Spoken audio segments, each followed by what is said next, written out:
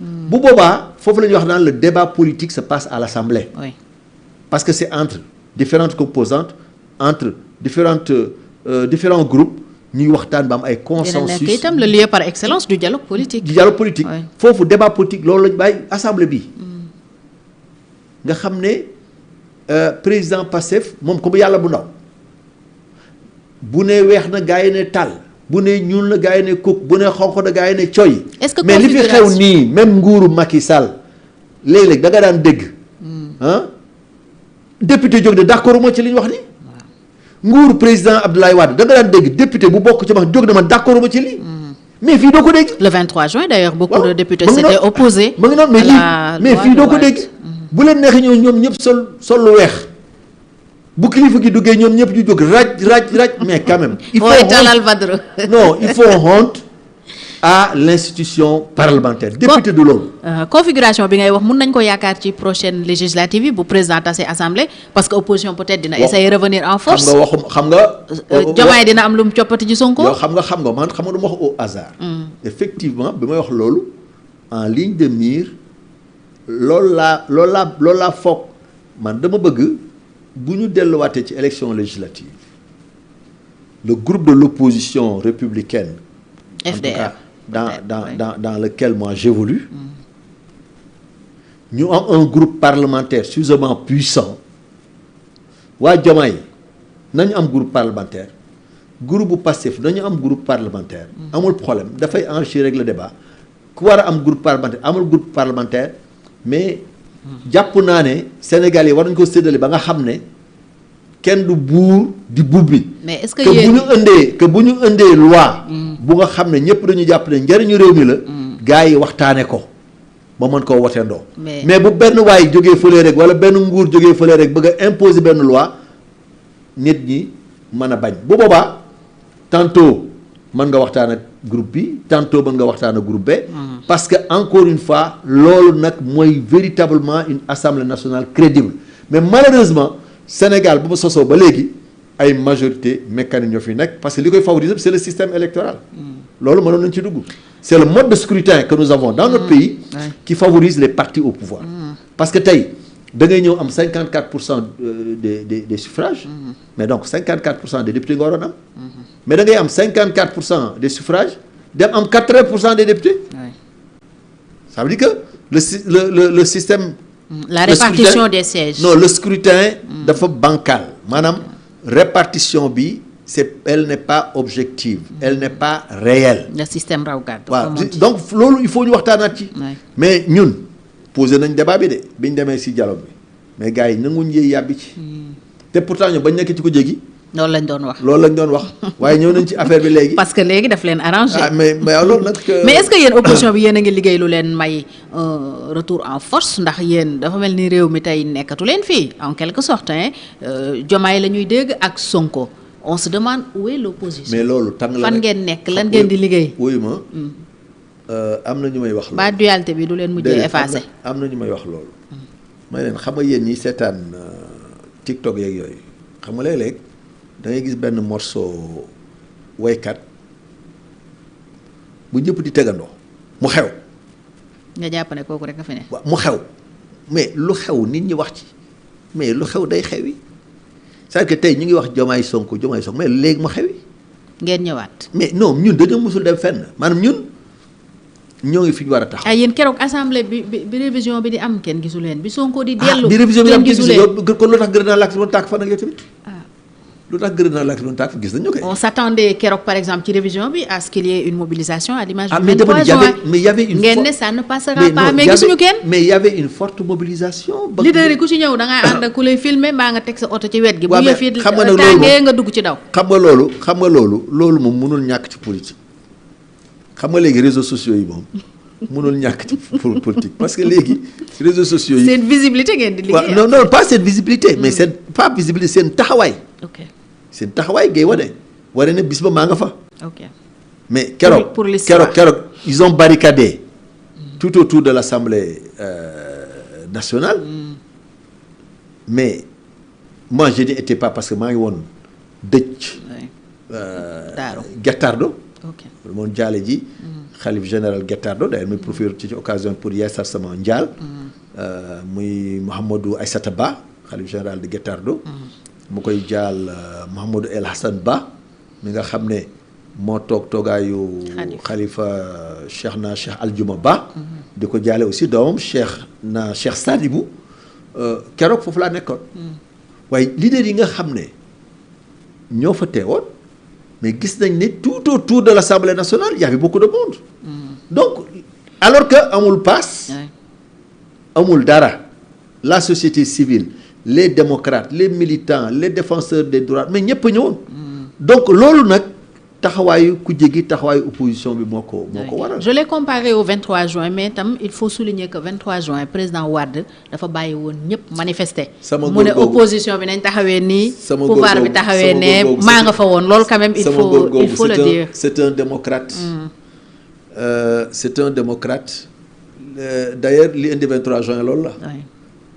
parce que dafa bàyyi gars yi ñëw parce que moom daf ne ñi d'accord ci loi bi nañu taxawee nii ñi d'accord ci loi ñi ci d'accord nañu taxawee nii takk der yi taxaw si digg bi takk der taxaw mais finalement am ñu provoqué yëf yi jaxasoo oui peut-être mooy dernier laaj bi président Diomaye certainement lâchewul la révision bi mu bëggoon constitutionnelle ndax amoon ay avant projet ba saisiroon ci le conseil constitutionnel tey bu ko naree doxal par référendum on suppose comme bële rejeté nañu ko lan la ci Sénégal mën a séentu comme njariñ ci révision yi parce que bëri nañu naan loolu amalul njariñ Sénégal xëy na seen intérêt la xëy na dañ koy def pour x raison mais luy doon njariñ li xam nga surtout pour la démocratie révision constitution exception bi mooy mu jaar assemblée mais règle bi mooy mu jaar référendum ñu delloo askan bi loolu mooy le principe général bu ñëpp mën a war a nangu rawatina nag boo jëlee lu mat fanweeri article yu bokk ci constitution bi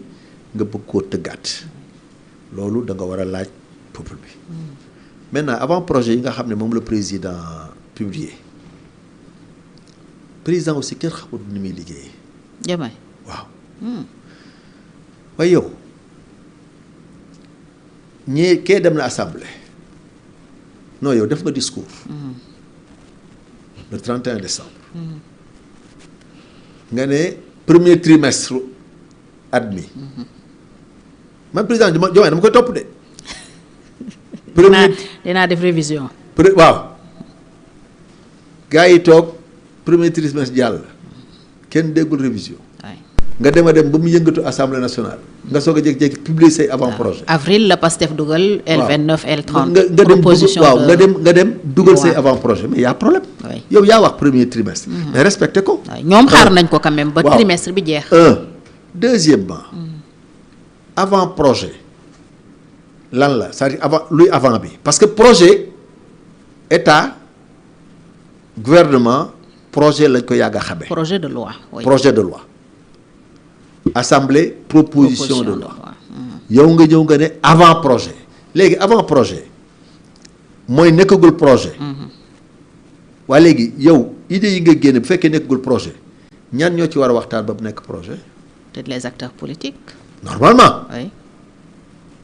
ñun li ñu jàpp ñun mooy voilà des avant projets jàppaguma dara nag. tëralaguma dara. kaay leen ñu waxtaan ba mu nekk des projets consensuels ñu delloowaat ko conseil des ministres.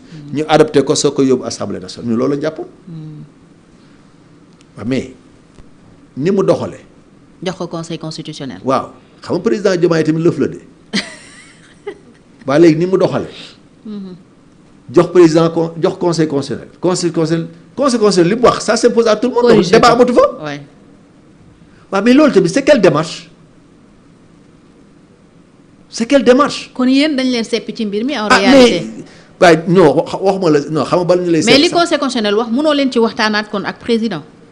alors léegi bu ñu ci waxtaanee teg président xanaa dañuy bindaat beneen. delloowaat ko conseil constitutionnel beneen avant projet. jox conseil.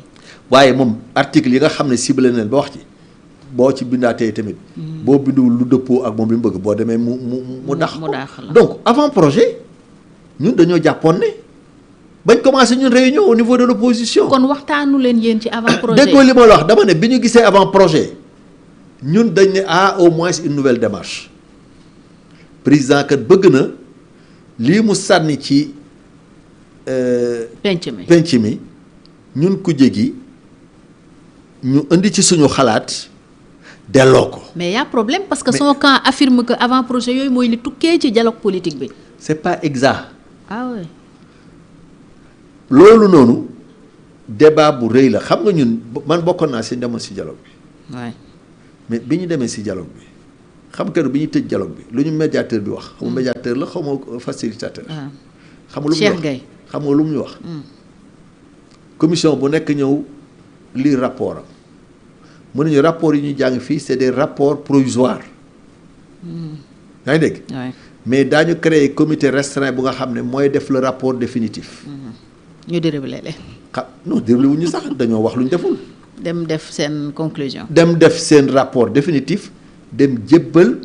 président de la république. président de la république gis rapport bi jàpp ne lii moo tukkee ci dialogue bi. ñun ñu bind.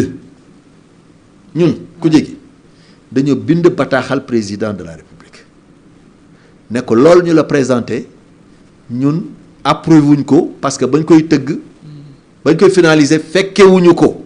loolu kon ñan ñoo ko def. waa déglu wax la le facilitateur. bien sûr. ok moo ko def. ñu ne ko ñun bañ koy tëgg fekkewuñu ko.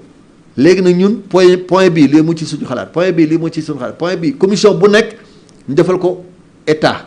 point yi ñu d'accord. point yi nga xam ne dañu soxla ñu defaat une étude approfondie ak point yi nga xam ne ay point de désaccord yónnee ko bataaxal bi président nee na jotu ci. Parce que am na leader.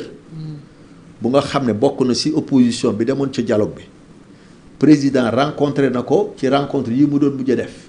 les audiences. waaw ba mu demee ci audience yi wax na ko président ne ko man mosuma gis bataaxal boobu alors que bataaxal boobu ñun bind nañ ko déposé nañ ko palais mieux. On a fait une lettre ouverte ba ñu toogee un mois et demi dégguñu tontu président dañu def conférence de presse ne lii na moom nekkatul lettre fermée lettre ouverte la waaye loolu tamit duggul ci nopp président. te nee na dam dégg ko.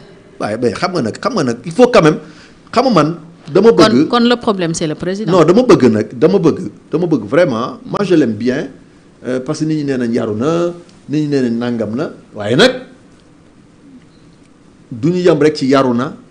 duñu yem rek ci teey na duñu yem rek te li muy génne ci làmmiñam mooy nañu juboo nañu ànd acte yi muy posé aussi nay dëppoo ak li muy wax parce que mënul ñàkk bañ a gis suñu lettre boobu parce que bu fekkee gis ko moom c'est très grave c'est-à-dire que les services présidentiels ne fonctionnent pas waaw wala parce que lu toll ku jéggi plus de 80 partis politiques bind nga woote dialogue ñoom ñu dem wuy si la ñëw bind lettre jox la nga ne gisoo ko ñu def lettre ouverte nga ne déggoo ko ba ne avant projet yi xaw ma lan sama avant projet yi ca dialogue ba la jógee te nee nañ ko CENI bi par exemple CENI bi wax na ci avant projet bi mais ñu CENI bi d'accord uñ ci. pour yéen il faut garder le Sénat. mais un système qui a fait ses preuves. la Sénat oui. Qui a fait ses preuves. qui a produit 3 alternances. mais bala ñu koy soppal ñi nañ ko teg ci fu wóor ñun d'accord uñ ci CENI. la Cour constitutionnelle. Encore que la Cour constitutionnelle ça dépend du contenu mën naa bañ a gênant su fekkente ne l'objectif n'est pas dàq ñi fi ne parce que jubluwuñu leen pour indi ñeneen comme ni ñu def OFNAC